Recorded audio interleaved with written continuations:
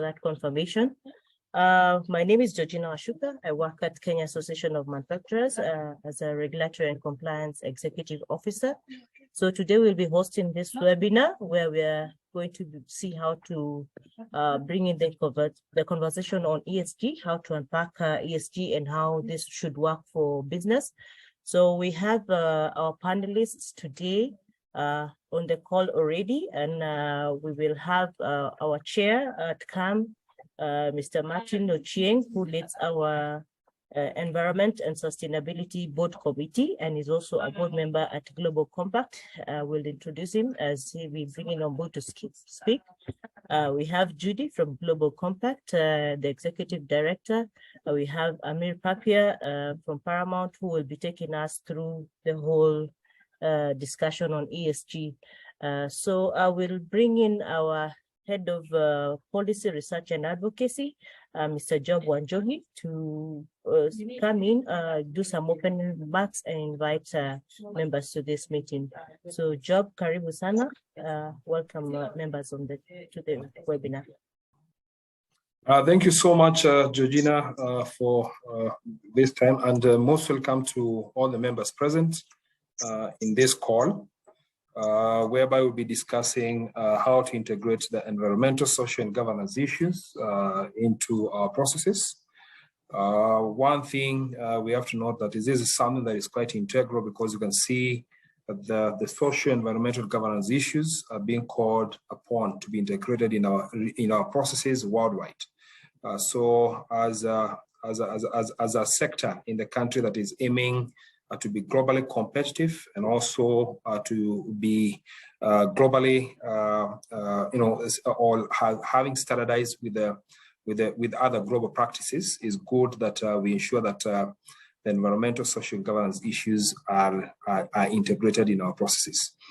As Kenya Association of Manufacturers, we are running with various pillars. One of them is on global competitiveness.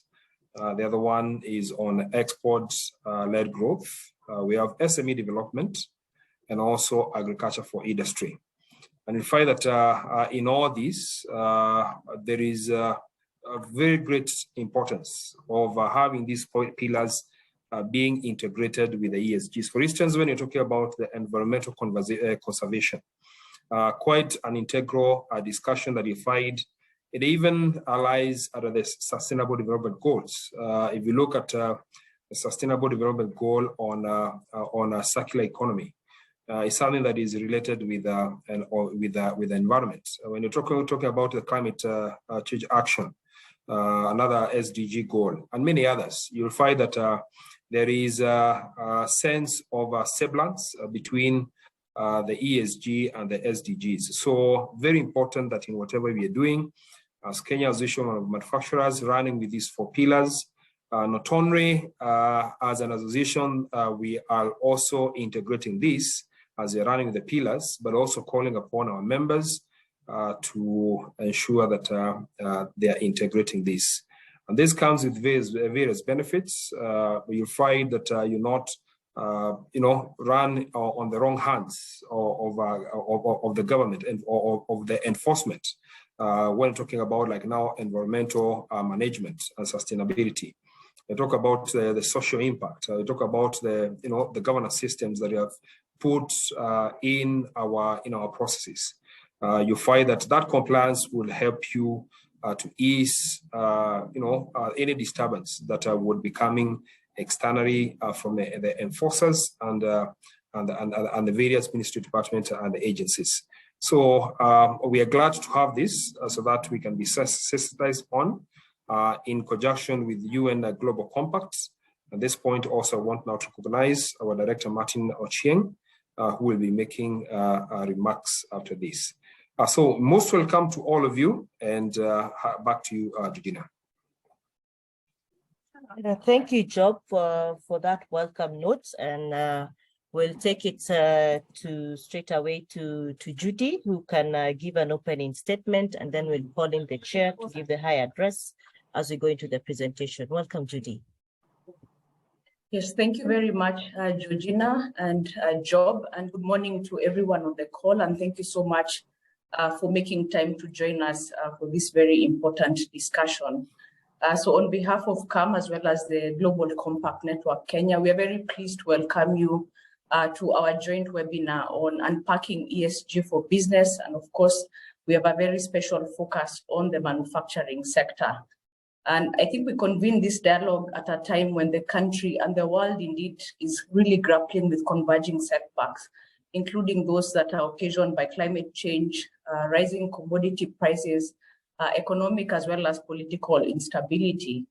And in the grand scheme of things, it might appear that there are more pressing concerns that we should be addressing to get back on track. However, we also know that the private sector cannot thrive in a society and in an environment that is failing. And at the same time, as Job has highlighted, there are increasing demands on the private sector from consumers, regulators, the investor community, amongst a host of other stakeholders, requiring businesses to account for the impacts of their business decisions as well as actions across the environment, social, and governance spheres. And it is precisely why the UN Global Compact was established back in the year 2000 by the former UN Secretary General Kofi Annan. And really the intention was to help business to respond to these growing demands, but also to put back a human face to the global markets. And so for those of you who are on the call and who might be hearing about us for the very first time, the UN Global Compact is the world's largest corporate sustainability initiative and is a call to action to companies everywhere to align their business strategies as well as operations with 10 universal principles in the core areas of human rights, labor rights, the environment, as well as anti-corruption. We are also a call to action to the global private sector to ensure that they are also firmly contributing to the bigger development agenda as, as codified under the Sustainable Development Goals or the 2030 Agenda, as we commonly call it. And so with our 10 principles, we provide what we consider a universally accepted framework as well as language for corporate sustainability, and which is applicable to all companies in all sectors everywhere. So if you apply the 10 principles of the UN Global Compact, you can consider yourself as a front runner in championing sustainability using a globally accepted framework. And as a global organization, we have presence in over 100 countries across the globe. And for those of you who might not know, the Kenya network is actually proudly hosted here at the Kenya Association of Manufacturers and is the local focal point that is mandated to mobilize Kenyan businesses to be a force for good, but also help them to understand what sustainability means within the country context and how to also account for the material impacts at the country level. To date, we have close to 300 signatories that have signed up. I can see a number of you on the call are already members. And so our call to action this morning would be to those who haven't plugged in to consider doing so, because this is the one platform that is available for you to be able to take SDG as well as ESG sustainability leadership as an expectation that is also coming from your own stakeholders. So the Global Compact really is a platform that is available to you to help you, as I said, understand what responsible business means within the Kenyan context. And we are doing this through a number of ways. One, we have, the world's largest platform dedicated to helping businesses access learnings as well as best-in-class content on all ESG topics. So depending on also what your material focus areas are concerned, you can be able to plug into our learning platforms as well as our local, regional, as well as global platforms to advance knowledge, but also to share your good practices in how you're also advancing corporate sustainability ambitions. And so as we convene this dialogue today is again to just invite you to consider plugging into the UN Global Compact. If at all you're on your journey, whether you're starting out or you're interested in advancing and stretching the levels of ambition across the ESG topics, the Global Compact is available to you to help you do just that. And to join requires a very simple process. It is a high-level commitment from the highest executive of the business, because we look at sustainability as an issue of business strategy. It's about business leadership. So no longer CSR as it was once commonly thought of. And so the Global Compact attracts participation at business leadership level. But it also means it's a call to be accountable for the impacts that you have, not only on the business, but also on the society, ensuring that you're also creating shared value in all your endeavors as you're also running your businesses. And to this, it also means then when you plug in, we expect you to engage in continuous learning and also across, different sectors with your peers to be able to advance best-in-class practices when it comes to all the ESG factors. But it's also a commitment to transparency. And I think many of you might already know that the world is moving towards mandatory accountability on how you also communicate your impacts on the environment, social and governance spheres. So within the UN Global Compact, we're also working very strongly to support businesses meet this commitment to communicate publicly to their stakeholders through sustainability reports. And I know in Kenya, for the listed community, this is already mandatory. So for those of you who are in the private sphere, you might want to also consider plugging in to begin to also align to, to the expectations that are coming both from the regulator, but also from your stakeholders.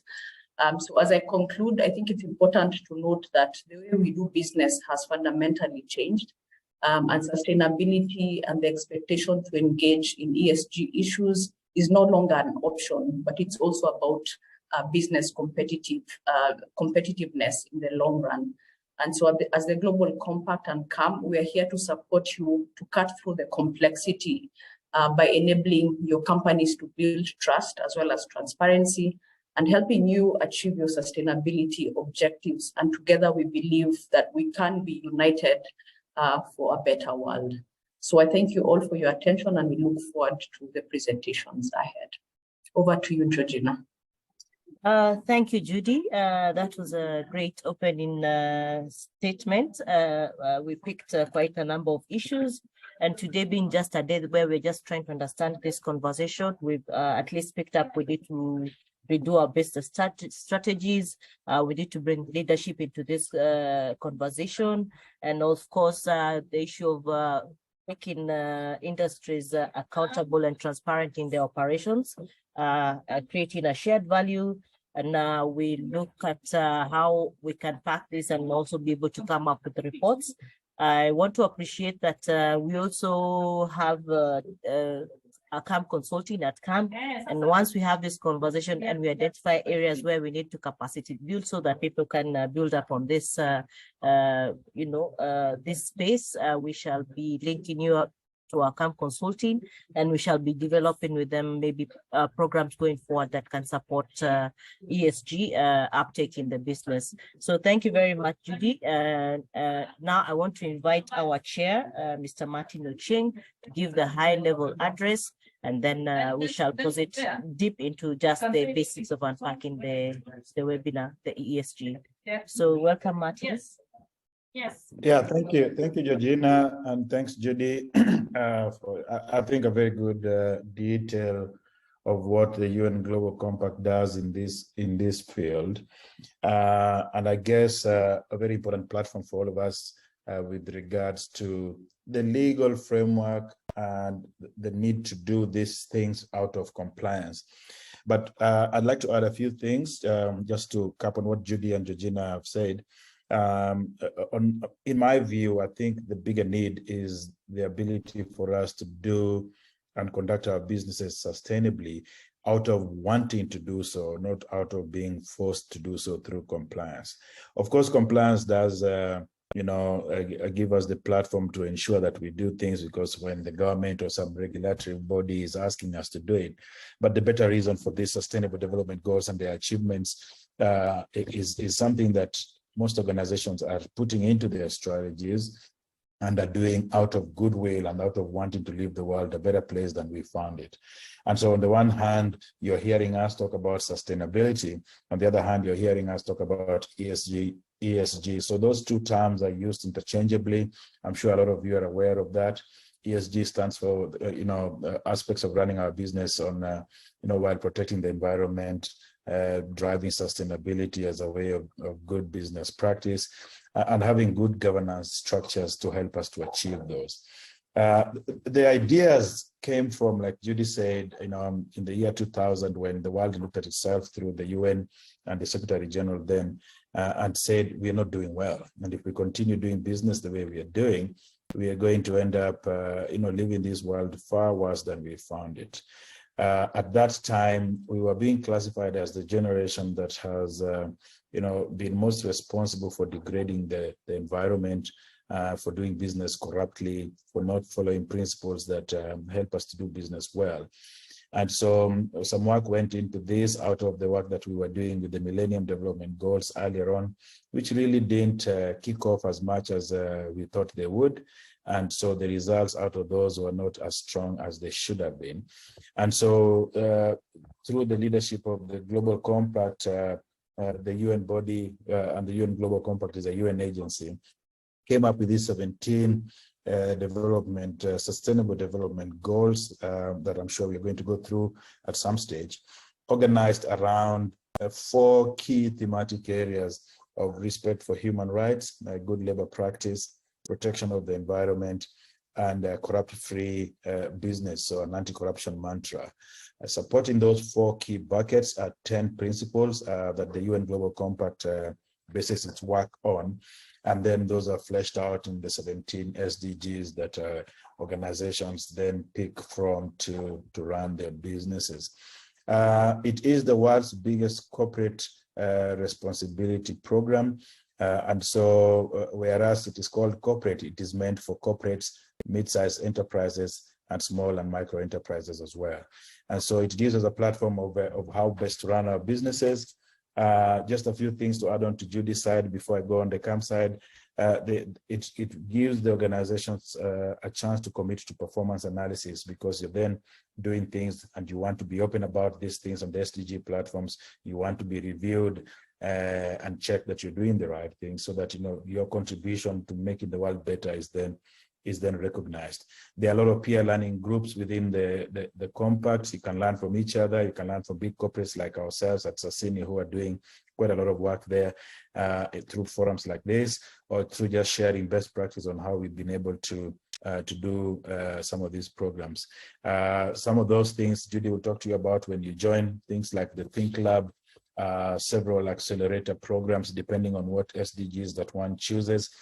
We can help you to very quickly get onto the platforms and be able to achieve very quick results in a very short time.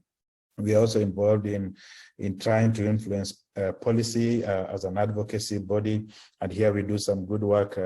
It's very similar to what CAMP does as an advocacy organization, and we have several academies that we use to run some of the programs that we are pushing based on the priority areas that we've chosen for different regions of the world. Like Judy was saying, Kenya is the biggest network in terms of the continent of Africa, and that's because of onboarding so many of us into this ESG platform or the sustainability drive, and it's something that we'd like to continue doing going forward. We hold several flagship events. We have key reports and publications. We have a very stringent reporting structure to ensure that we hold our members accountable to the commitments that they make.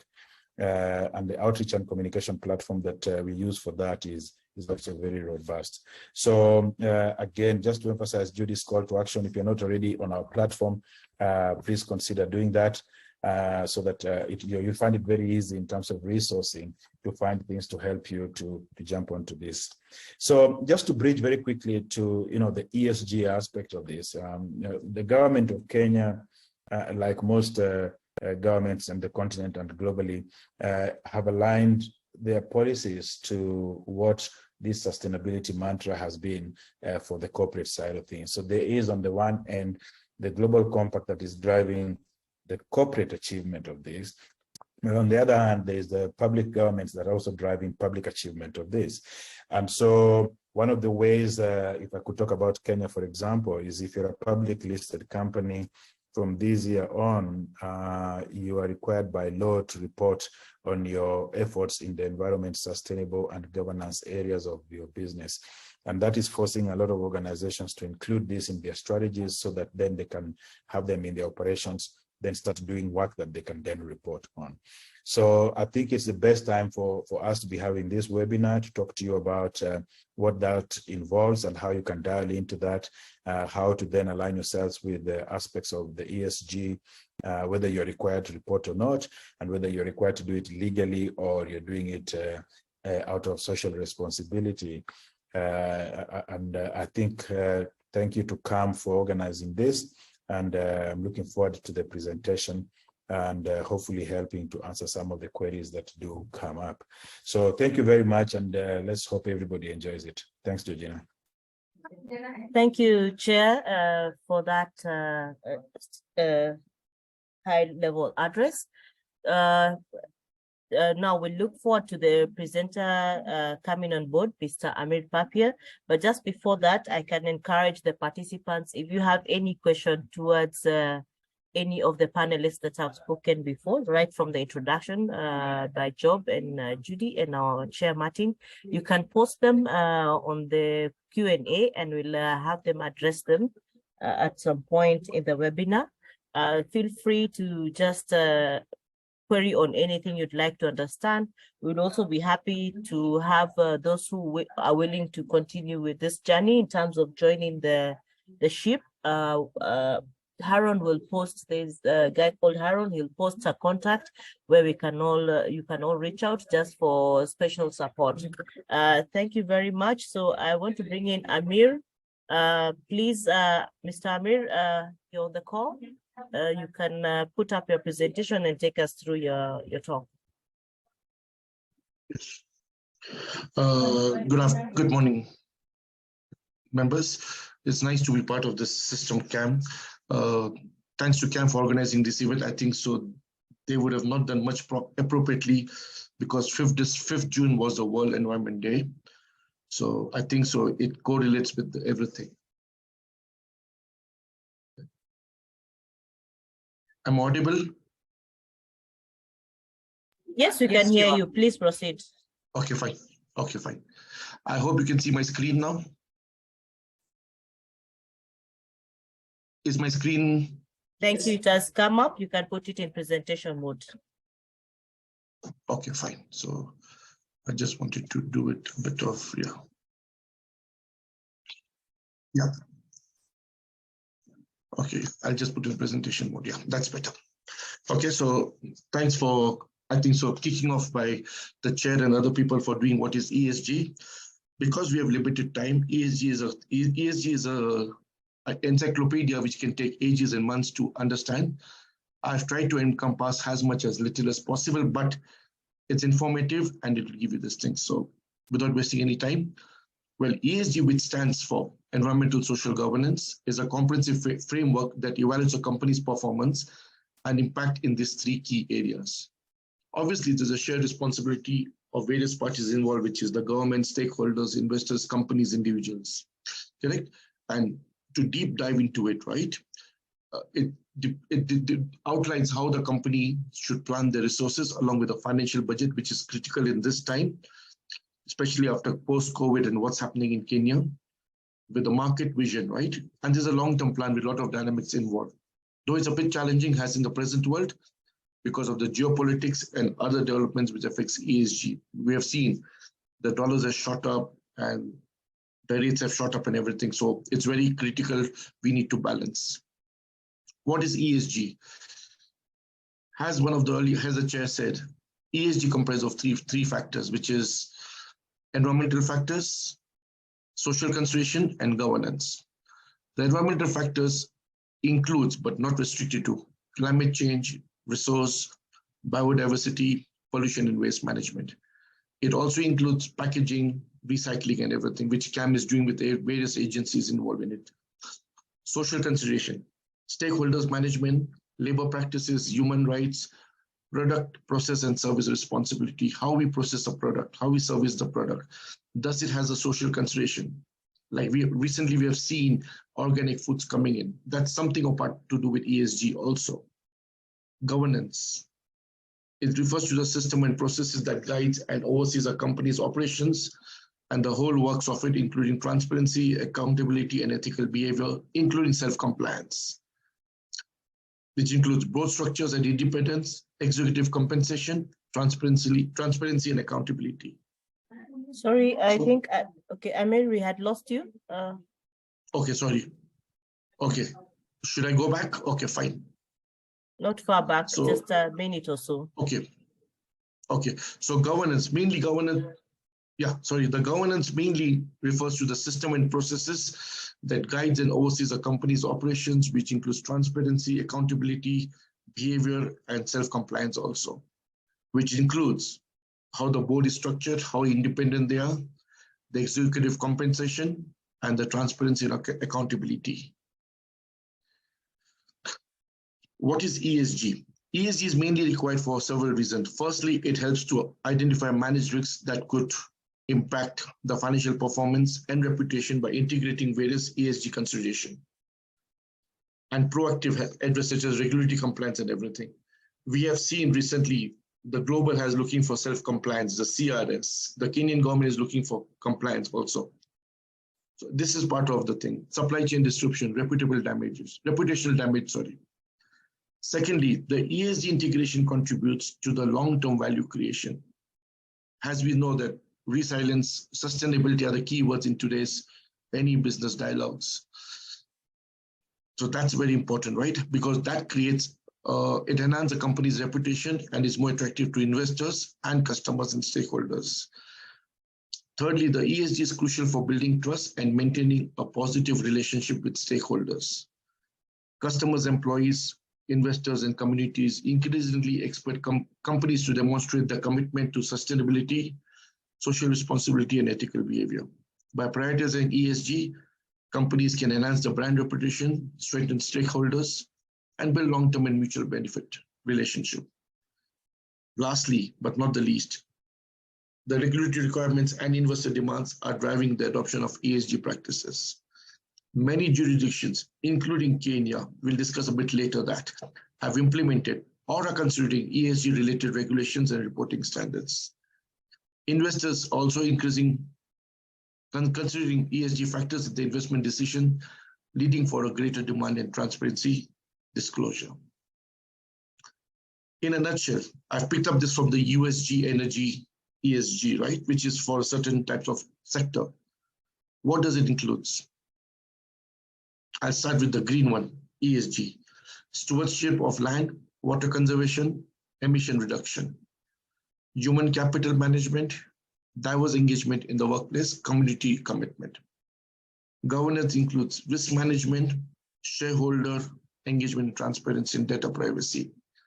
So if you ask me, ESG consists of 3 Ps, which is profit, planet, and people. I think so if you understand this 3 Ps, which is profit, planet, and people, I think so that encompasses the major areas of ESG. Well, obviously, if there's something, there has to be some pros and cons. Advantages of ESG. It enhances our financial risk mitigation. So in future, we know what needs to be done. It improves the reputation and stakeholders' trust and the market also. It's more access to capital because the investors knows that we are thinking long-term to it. Innovation and market opportunities come along the way. In these times where people are looking for innovations and other ways to penetrate or into the market. Talent attraction and retention. Disadvantage. To measure ESG, it doesn't have a yard scale. So ideally, there's a complexity and measurement challenges. Potential trade-offs and cost. It has a lot of cost and understanding things and everything. Greenwashing risks. Regulatory and legal risk. Because sometimes we need to regularize everything and you don't have the local compliance things working, so it's very difficult to do it. It's a short-term investor focus because people are trying to look for ESG as a short-term investor so they can get money, but not as long-term. So that can be a challenge as such. But overall, the advantage of ESG, such as improved financial performance, risk mitigation, stakeholder trust, are significant. It is very important for companies to be aware of the challenge and potential challenges associated with ESG implementation. By addressing these challenges proactively and adopting the ESG strategies, companies can maximize the benefits, and obviously they can be better off what the companies are there presently. Well, people will think ESG is not applicable in Kenya. It is applicable in Kenya, and there's a ways of doing it. We understand what manufacturers, what the economy goes through it. Correct? So I've just given what as a country East Africa or Kenya suffers, and what are the potential ways we can improvise it. So under environmental consideration, there's a climate change, there's a biodiversity conservation, waste management, and pollution control. There are more to it, but I've just concised it to three: socio-economic development, employment and labor practices, gender equality, and social inclusion. I'll show the chart later on between CSR, SDG, and ESG, just to make it more things to be simple. Governance part of it, we have corporate governance, we have anti-corruption measures, investors protection, and shareholders' right. The Kenyan government has shown commitment to sustainability and ESG by implementing various policies and initiatives. Well, in Kenya Vision 2030, Development Blueprint integrates these areas, right? And also it has set targets for renewable energy generation, climate change adaptation, and sustainable agriculture. Additionally, Kenya has made a mandatory requirement to be disclosed for all the companies listed in NSE. I'll show the write-up for that, which was in 2021 in November. So to summarize, ESG consideration in Kenya revolve along environmental sustainability, social development, and good governance. Efforts are made to address climate change, biodiversity, and a lot of things through SDG and CSR, while promoting sustainable economic growth and investors' protection. The integration of ESG principles in the Kenyan context is crucial for driving long-term value creation, mitigating risk, and achieving sustainable development goals. These are some of the success stories of ESG, which is practiced globally. HSBC is a financial institution, right? They were concerned of the green finance. They started speeding up transition to sustainable business practices by supporting initiatives run by responsible business. By 2025, they have committed to invest about $100 billion in sustainable projects. And they've got a lot of funding from various people so that they can get a bigger chunk of sustainability rating. In these things, the HSBC ESG practices were rewarded with an AA rating by MSCI, which is a global rating standards agencies. And also HSBC is working towards a goal of using 100% renewable energy as a source of the electricity by 2030. Company reduces consumption of paper and single-use plastics for coffees and beverages, which is, I think, which is a key area presently for among all of us. For convenience, we start using coffee takeaways, not knowing that we are creating more environment challenges for future. The other is the airline industry, which is Airbus. They started manufacturing lighter planes with 3D printing. They feel that that's a disruptive technology. It enables manufacture lighter parts up to 45%, resulting in lighter planes that burn less fuel. And this can save about 465,000 metric tons of gas emissions. Tata solar plant on the roofs. This is a common thing what we have seen in Nairobi, Kenya, or most of the countries now. We're using the solar to tap the energy so we can save some electricity power. A lot of other success stories are there, which is IKEA, H&M, UPS services, and everything. This is the extract of the directive which was done by NSE for reporting ESG excellence. It is on the NSE website. People can have a whole, it's a 3 pages one. So it shows that in Kenya, it has become mandatory for us to have our ESG indicators.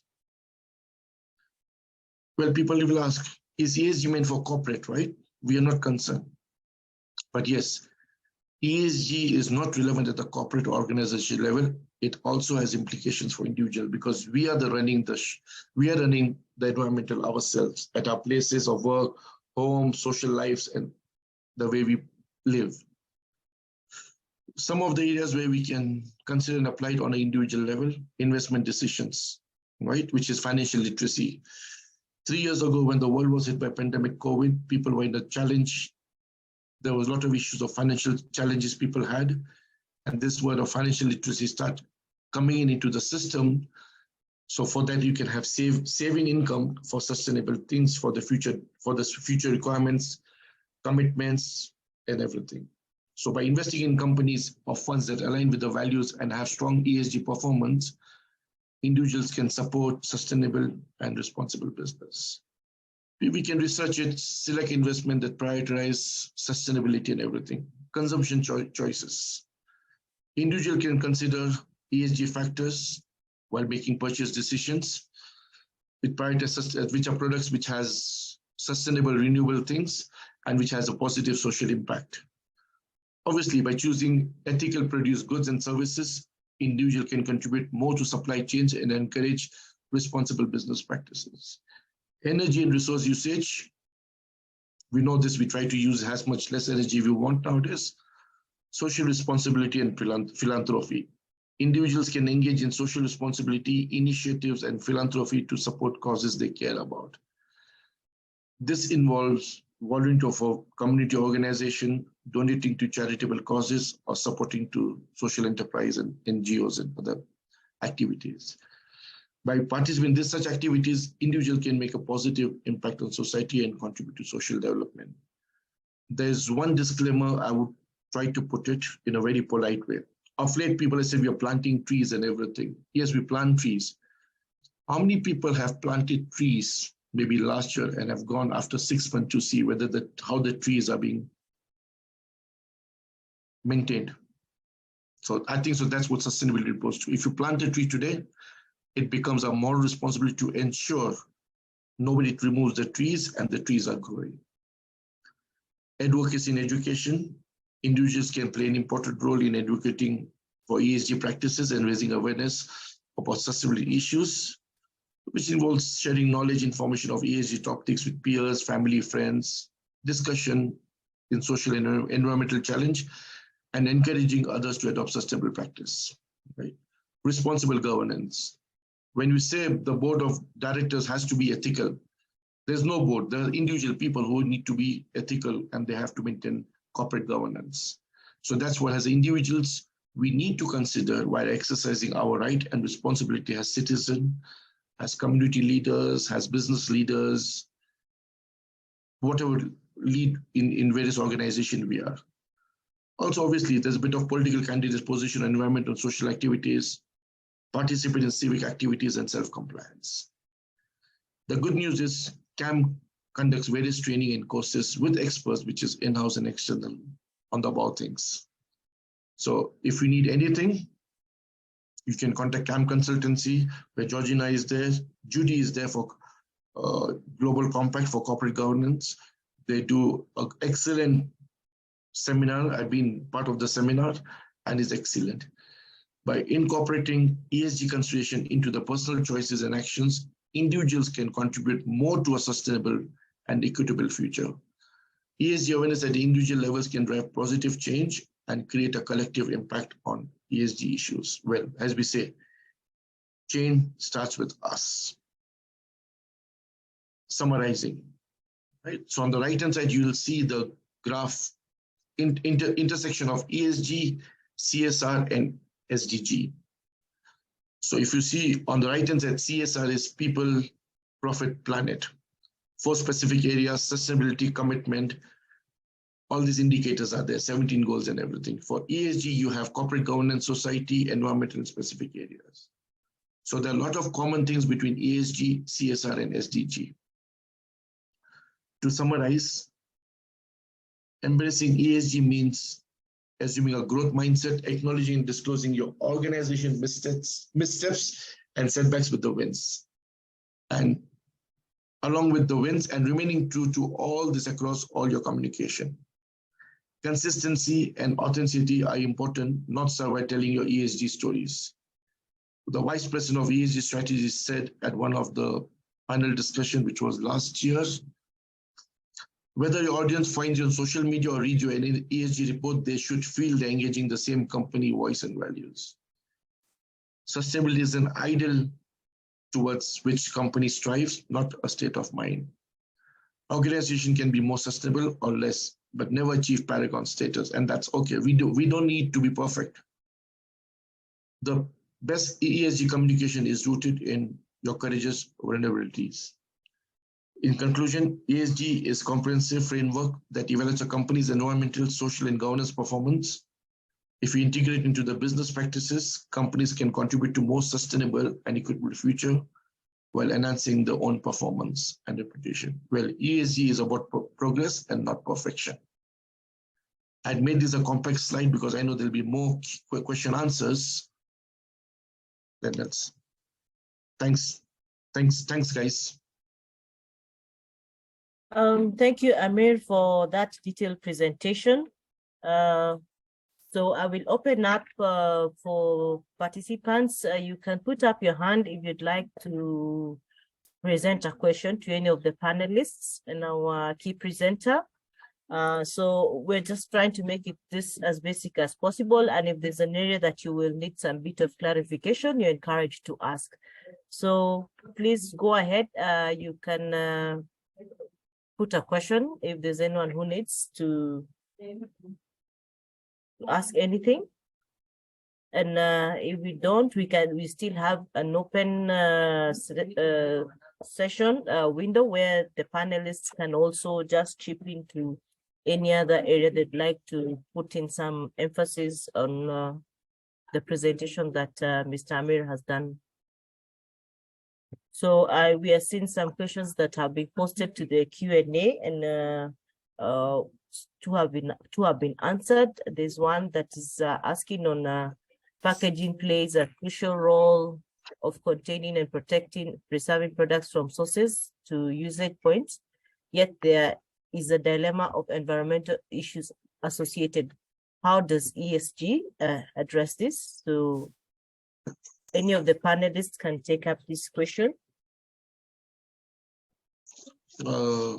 I can take over. Hi, Joseph. I know this question was expected from you. Thanks for joining the seminar. Well, packaging does play an important role because it depends how we survive on the environmental and everything. And that's what comes to innovation. Innovation in packaging is very important nowadays. How you do it, reusable and everything, right? So your innovative, your reusable things, right? If you see 10 years ago, there were glass bottles of soda available. Now we have moved to plastics because of our own convenience. So are we the cause of this one, or what it is? Or is our convenience is a challenge there? So innovations can be do it. I mean, understanding the whole value process of your packaging for each type of products to impact. Martin, would you like to add something? Cheers. Yeah, I think two things. Thank you, Amit. Two things. One is let's just go back before we help with Joseph's question as well. Thank you very much, Amit, for the presentation. There's just one thing I'd like to add. Maybe Judy can also, and Georgina, jump in a bit. Amir has given us some very good global examples of guys who've taken the lead to drive this platform in their businesses. We have similar and numerous examples in the local market of organizations that are doing this. You know, and big organizations, mid-sized organizations, and SMEs, as I was saying earlier. And so when you then delve deeper into how can I start and what does this mean for my business or our business, those examples exist and you know, have been in place for quite some time. From a sustainability perspective, in terms of reporting, companies like Safaricom have reporting for 12 years. EABL, Sassini, ABSA, Stanchart, some of these banks, some of these big organizations are on serious ESG drives that are bearing serious impact on the environment. And we have numerous resource centers, numerous examples that we can share to help people get onto this. And like I was saying at the start of the call, the better reason to do this is because you believe you want to leave the world better. Compliance just then anchors that. It really is just, okay, then you're also required to do it by law. But if you can do it out of your own heart of wanting to leave the world better than we found it, to create prosperity for that people, planet, and profit that Amir is talking about. Now, more specific to the packaging story is innovation is one way to drive it, but also just environmental responsibility, really. We've seen Kenya ban, for example, use of single plastic packaging because of what it does to the environment. It's very difficult to dispose. It is not biodegradable. It is hazardous to the environment, to animals, it's very difficult to even clean up. I think we banned single-use plastic in 2017. We still have heaps and heaps of single-use plastic in garbage centers across the country that we're just struggling to clean up. And so the packaging industry needs to gear itself towards moving onto platforms that do not degrade the environment. And that your question then, Joseph, is how does ESG help this? It gives you guidance on how to do that. It helps you to, first of all, align to the strategy and align to the thinking, but more importantly, forces you to then think differently. Are you using, packaging that can be recycled, that is biodegradable, that is friendly to the environment, and are you playing your part as a packaging company or packaging industry in doing that?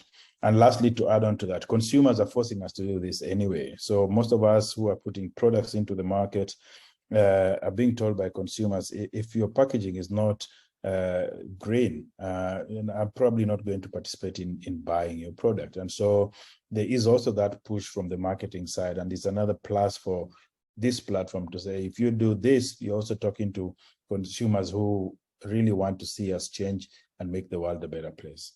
Thank you. Thank you, Chair. Joseph Nyongesa, you can unmute and just present your comments or questions.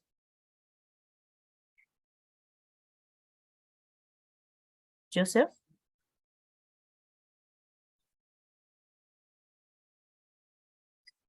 Okay, so there's one from Shiv asking on how do you align ESG goals with the financial objectives? Financial objectives and decision-making processes while starting to apply. So panelists, any of you can take that. Let me help there, because we've done that. And I think Amir has done a good job of explaining, and Judy did as well. This is not CSR, really. This is not a feel-good factor where you do something and then you go and talk, like, look, we gave that school 100,000 shillings and they bought milk and bread for the kids for 2 weeks. That's part of it, but that's really not exactly what we are looking for here or what we are advocating. This is an endemic way of doing business, so that we can change the way business has been harmful to people and the environment going forward. And the way to do this and achieve results from it is one, to embed it in your strategy, so that everything that you do is based on this principle. So if you think about the operations that you run in your SME or in your mid-sized business or in your enterprise, the bedrock of your work is ESG. That's why the governance part of it is so critical, because that helps you to see almost the legal aspect of what needs to be done on this platform. The social and sustainability part of it is that, doing good for nature that we all call out for. And the environment is just a no-brainer, really. If we continue the way we have been, you're seeing now in Kenya, we've just come off 6 months of the worst drought to hit us in 50 years. 50 years, half a century. There are people who are alive today who haven't seen drought like we've just come out of. And so those are the effects that we feel here at home and everywhere in the globe by doing things the wrong way. And so we really have the responsibility of changing course and ensuring that we are doing the right thing. So to answer you directly, if you want this to be embedded in your business, put it in your strategic plan and then operationalize that plan with the bedrock of sustainability or ESG as a guide of what you do. That way, you don't have to grapple with the idea of, oh, do I need budget for ESG? No, you don't. It's just your normal operational budgets, but then you're doing your normal operational things in a way that is guided by these principles that come on the ESG platform. I hope that helps.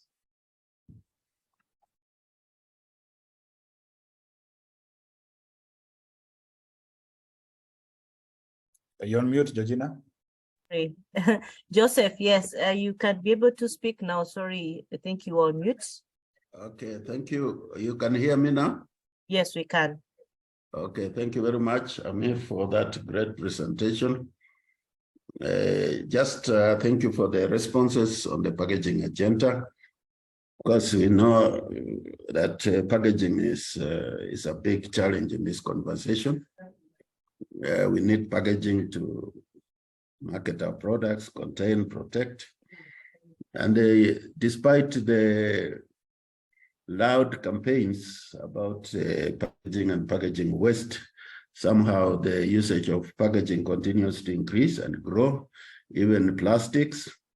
So maybe we need to find a way of engaging the plastic industry a little bit more loudly from very high platforms like ESG to rein in so that the packaging industry can come up, in the users and the converters and the raw material producers to come up together and work on a strategy of maybe reducing the impact from source, try to use more sustainable packaging which is available, try to recycle what can be recycled and reuse what can be recycled.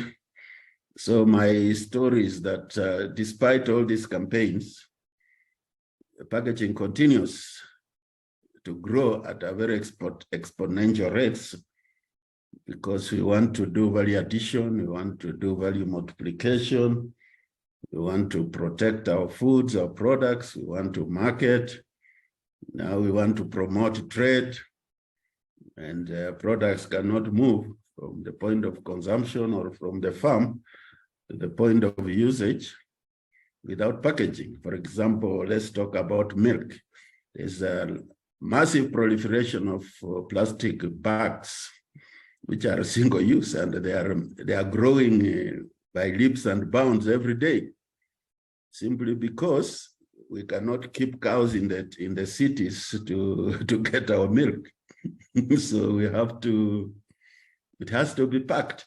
So maybe this platform can proactively engage the users and specifically make packaging an agenda to be able to have some visible impact. Thank you very much. Yeah. Thank you very much, Nyongesa, for that input. I think if I could comment from the governance part of it, we have policies that have been developed by the national government, and one most recent, which is more governance, governance in terms of guiding policy and also addressing the environmental issue, is the National Sustainable Waste Management Act. So this is basically guiding the country into how we can manage our solid waste. And with it is coming the extended producer responsibility regulations, which are underway, almost at the final tail end of being completed. And these ones are also helping establish producer responsibility organizations that are able to think through this process of waste management, and more so just try to see how they can convert waste into a resource, either in terms of raw material or reprocessing or redesigning and all those concepts that are there around waste. So yes, we have some conversation going on, and I'm happy that as private sector or as CAM, we actually in these discussions, and we are taking our members through how they can be able to comply with these processes. Thank you very much, Nyongesa. So I read something here from Howard Kivisi, sorry. In sector specific, for instance, in our dairy case, as dairy sector, that is Simron Cheese, who are also CAM members, would like to integrate ESG in our business compliance, sustainability, use our material at hand, that is plastic use, and water, sustainable use. We have tree plantation where we discharge our lagoon treated water. Please advise how we can join Global Compact sector and how it will impact us directly. They do the EIA, they do the stack emissions, and they do the NEMA water quality tests. They want to do it, they want to do all this in a more sustainable way. So I see Haron is responding to that, and he has shared the contacts as to how you can reach Global Compact. And also, if you come through CAM, we can still connect you to them and just other capacity building sessions. But Judy, maybe in a way, how do you see the issues of water and you know what they have? The question has posed. How can it be done in more sustainable way? Maybe just overall, just to guide. Yeah, thank you, Georgina. And I think the question that Howard raises is very important. And I'm happy to also see that they have identified what their material issues as far as ESG and sustainability is concerned. And it also looks like they already have some actions underway that is responding to the impacts that the business has. So from a Global Compact standpoint, as I mentioned, we do support businesses holistically around ESG issues as well as sustainability more broadly, but also helping companies such as the one that Howard is representing to also access support from a more sector-specific angle. So for instance, if you're looking at issues around managing your impacts around water, we have standalone platforms or engagement areas where you can come together with other players in that sector to also understand to what extent you need to manage your material impacts on that particular area. So for instance, we have what we call the UN water mandate, the CO water mandate that allows companies to also map the entire value chain of their impacts when it comes to issues of water use, and also appreciating that it's one of the major impacts alongside climate that we will have to also begin to manage very closely as businesses, because we are now leading to a very water stress world, and it's also going to have a direct impact in how we're able to run our businesses. So Global Compact, when you join, you're able to plug in and access, specific targeted support for the different areas that you're engaging in, so that you can be able to, again, do it in a bit more of an impactful way, in the way you're also addressing those issues, but more importantly, also in collaboration with other players locally, but also globally. And I think it also ties to the question that Nyongesa was asking, and I think somebody else also who had put a question on the chat, whether it makes sense to go it alone as a business, or does it also mean that you also have to plug in and access support from ESG specialists? A lot of the sustainability challenges that we're grappling today, you can no longer solve them at business level by yourself. So there's a requirement, or there's need to collaborate across sectors, but also collaborate with your consumers if at all you're going to be impactful in your efforts. So I think it makes sense to plug in to platforms where a lot of this support is already available, but also for you to benchmark across sectors and with peers, and to see to what extent you can also join forces to address a lot of the issues that you're already grappling with. So I think it's important to make that point that when you can do it alone, it's always, I think, more impactful if you join forces and join a coalition of other businesses that are also working towards the same goals. Thank you, Judy. One thing we are learning at least is that once we embrace ESG, it will minimize the pressure that we normally get with the normal compliance challenges that we face in our day-to-day operations. So once we do this, it makes our life better. And thank you, Judy Muta from Cemex Holdings, for your interest to join Global Compact. Haron will be reaching out to you just to guide you on how to go on from there. So is there any other person who would like to make an input into this conversation?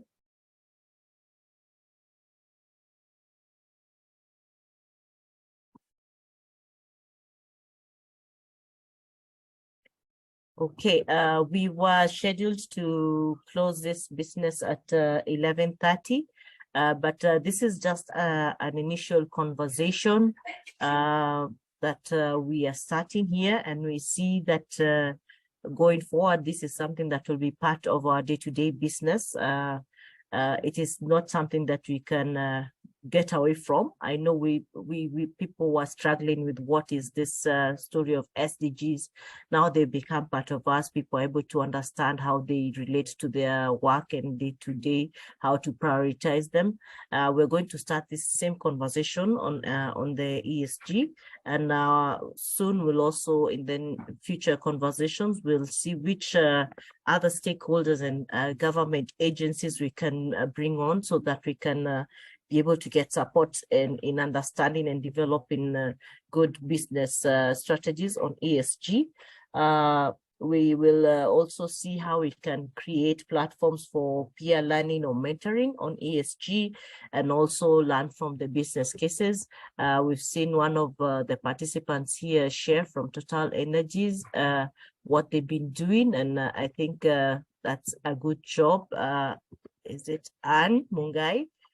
So we will look for those kind of examples, and I think this will be able to help all of us now understand. We might not all move at the same pace, but we should start from somewhere. So and I'll invite my panelists if there's any last round of comments that they wish to share. And then with that, if there's more question, we can close the session. We shall share the presentation from Mr. Amir, just for your records and just understanding, and you can follow up with any clarity that you'd need us to support you with. So my panelists, if there's anything that anyone would like to add in, I think we have done a good job for this starting webinar on these sessions.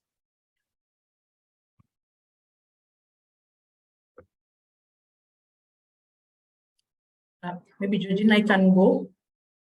Go ahead, Judy. Yes, so as a parting shot, I think it's to encourage the participants on the call. So even as you're engaging in these topics around ESG, the UN Global Compact has also made available a lot of our resources, trainings, to be accessible to even non-participant or non-participating companies. So I would encourage you to look up our online academy, where we have made available some open source courses that also help to introduce sustainability, again, depending on also the level that you are at as a business and the focus areas that you want to engage on. We have a lot of courses that we have made available that are open source. I think it's also important to note that sustainability is a journey. And so for companies that might be starting out or those that might be well, on their journey, the expectation is also to scale up the impact that you're already having. And so it's critical that you also, invest the time in upskilling to be able to also reap the benefits, both from a business perspective, but also ensuring that you create shared value with society while also protecting the environment. So for us at the Global Compact is to say that we are available to work with you in the journey, and that we are also going to engage you beyond this call to also access, some level of support, even as you anticipate, joining the movement to access our broad set of offerings. So I thank you all for your attention, as well as CAM for the collaboration, and we look forward to the journey ahead. Thank you. Okay, Judy, just one more, maybe just to clarify, because I think some of these principles, they take longer because some people or industries think this is for a bigger level industry. At what level of entry can a company start from the SMEs? We have so many of them. We have, all these different kinds of setups and levels of, businesses. So who do you take on board as a Global Compact? Yes, so Georgina, and I think as you rightly know that 98% of businesses in Kenya are SMEs, and I think in the emerging economies, our economies are largely driven by the SME sector. So they are an important part of this agenda, and so within the UN Global Compact, we also admit them and support them closely in really understanding the starting point on how to take charge of corporate sustainability within their business strategies as well as their operations. So if you look at our membership base here in Kenya, I think close to 60% of the members are SMEs. The important thing is that a company has to have that leadership commitment and that awareness that sustainability is important, and that they will be willing to engage in learning, but also applying those principles within their business strategies. I think that is usually the most important commitment to make upfront, and thereafter we're able to work with you in terms of the capacity building, but also showcasing a lot of the good practices that the company or the SME in this case is also advancing. Thank you, Judy, for that. I think it was important to bring that out. So thank you, members, for participating. Chair Martin, I'll invite you back to just end the session for us today. Okay, thanks. Thanks, Georgina. Thanks, Judy. Thanks all the participants, and special thanks to Amir for taking time to put this together and presenting it so competently. I think this is just the initial, start of the discussion with a lot of you, but I can also see from the comments there members of CAM who are already doing such good work, and thank you for sharing that on the platform so that others can see what is possible. I mean, Total has some very good example there. I was talking earlier about local organizations that have similar examples as well. So that's very encouraging to see. I think just to add in conclusion that as a country, Kenyan corporates, Kenyan SMEs, and Kenyan mid-sized businesses are at the forefront in the region and in the continent in leading the communication and expansion of this platform, but more importantly, the impact we are getting from it. And so we encourage everybody to be dialed in so that, we can achieve the goals that we want to achieve globally, but also contribute our portion to global enhancement around those 4 key areas that I talked about earlier. So I'm looking forward to the next sessions. I'm sure there'll be several interactions